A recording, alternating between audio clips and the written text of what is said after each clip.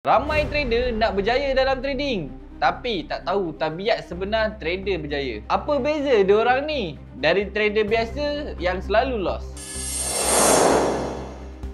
Hai guys, selamat datang ke Surya Academy dan nama saya Syam. Hari ni saya akan bongkarkan 5 tabiat trader berjaya yang boleh bantu korang jadi profitable trader dalam dunia trading. So, korang jangan lupa untuk tengok sampai habis dan jangan lupa untuk like dan subscribe. Jom kita mulakan.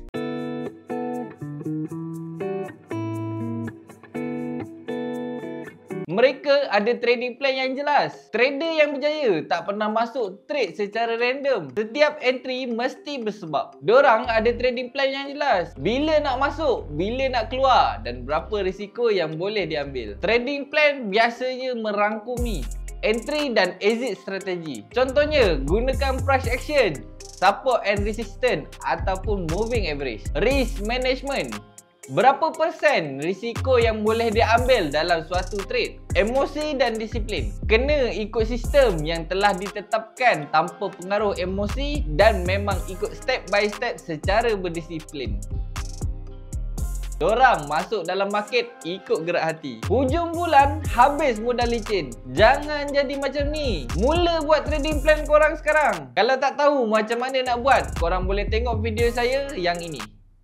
Mereka kawal risiko sebelum mengejar keuntungan. Trader yang berjaya sentiasa berfikir dari sudut risiko sebelum fikir tentang profit. Dorang ni sentiasa amalkan risk to reward ratio, sekurang-kurangnya 1:2 ataupun lebih. Mitos terbesar, lagi banyak trade lagi untung. Salah, lagi banyak trade tanpa pengawal risiko lagi cepat margin call. Teknik terbaik yang korang boleh amalkan, hanya risikokan 1-2% dari modal per trade. Jangan over leverage. Banyak trader rugi sebab tamak gunakan leverage yang tinggi. Gunakan stop loss yang logik, bukannya main letak je ikut suka korang. Trading ni bukan tentang berapa banyak korang buat, tapi berapa banyak korang simpan. Kawal risiko dulu, nanti profit tu akan datang sendiri. Mereka faham psikologi market dan emosi diri sendiri. Market trading dikawal oleh emosi manusia, takut dan tamak. Trader yang berjaya tidak biarkan emosi mengawal keputusan trading dorang. Dorang faham bahawa FOMO adalah perangkap utama. Over trading akan musnahkan akaun korang lebih cepat dari market itu sendiri. Sabarlah dalam trading.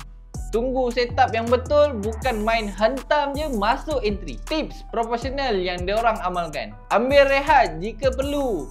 Jangan trade setiap kali emosi tak stabil. Gunakan journal trading untuk trade emosi dan entry semasa trade. Latih mindset. Next trade is just another trade. Jangan terlalu attached dengan satu trade je. Market tak pernah peduli dengan perasaan korang. Jadi, kalau korang tak boleh kawal emosi, market akan telan korang hidup-hidup. Market ni kejam guys. Mereka analisa market dengan data, bukan tekaan. Trader yang berjaya tak berjudi dalam trading. Diorang buat keputusan berdasarkan data dan analisa. Diorang selalu buat backtest strategi sebelum guna dekat akaun live. Mereka gunakan kombinasi technical dan fundamental. Technical seperti price action, trend ataupun candlestick pattern. Fundamental seperti berita ekonomi, data NFP, kadar faedah ataupun polisi bank pusat. Trader yang berjaya sentiasa ada sebab yang jelas sebelum masuk trade, bukan sebab rasa market ni nak naik. Mereka berfikir sebagai pelabur, bukan penjudi.